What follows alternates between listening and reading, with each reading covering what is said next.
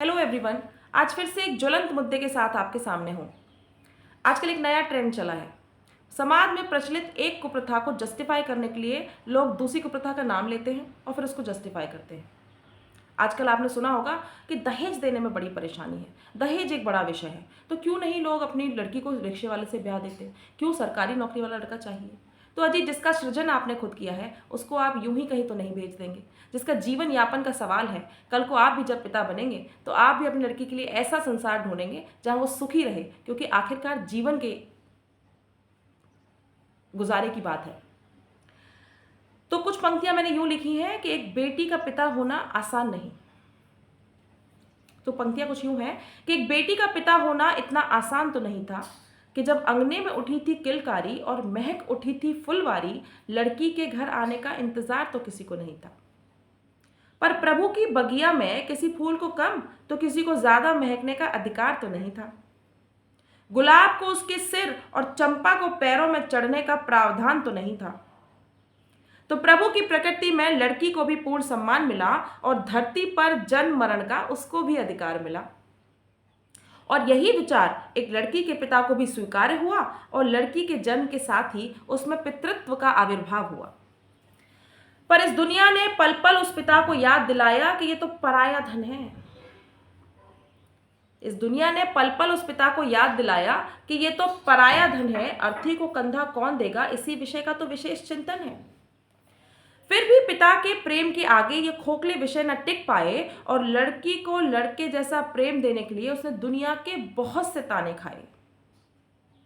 लड़की को किस उम्र तक पढ़ाना है ये भी समाज ने पहले ही तय किया हुआ था, और कब पिता और पुत्री का बिछोह होगा ये भी समाज के शास्त्रों में लिखा हुआ था।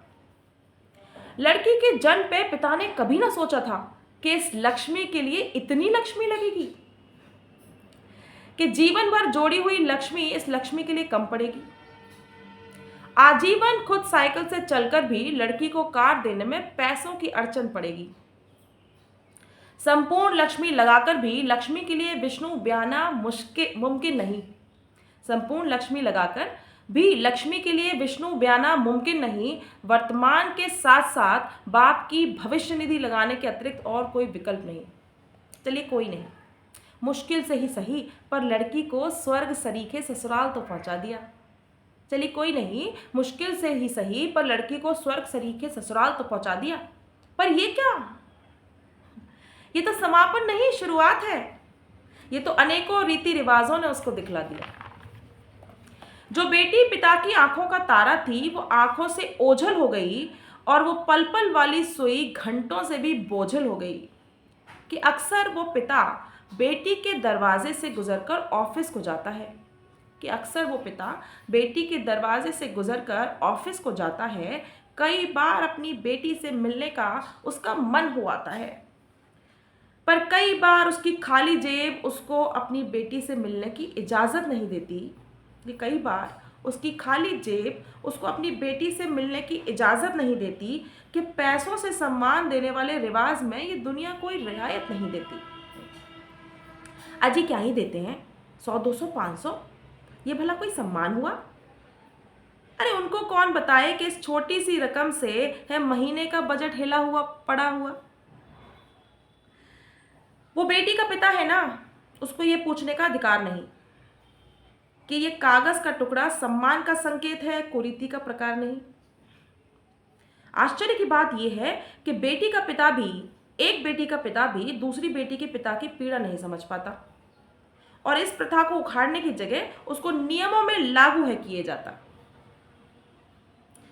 कि जो प्रथा पिता को पुत्री से मिलने से रोके, कि जो प्रथा पिता को पुत्री से मिलने से रोके, वो किसी को सम्मान नहीं दे सकती। वो एक आह है, वो एक आह है जो भावनाओं से निकलती है और किसी के दिल में दबती है।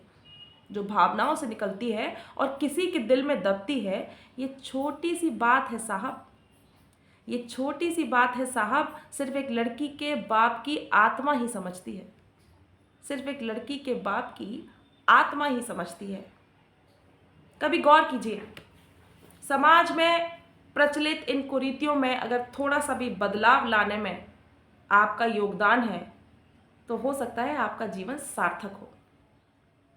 वरना देखिए कि किस उद्देश्य के साथ आप यहाँ आए हैं। Thank you.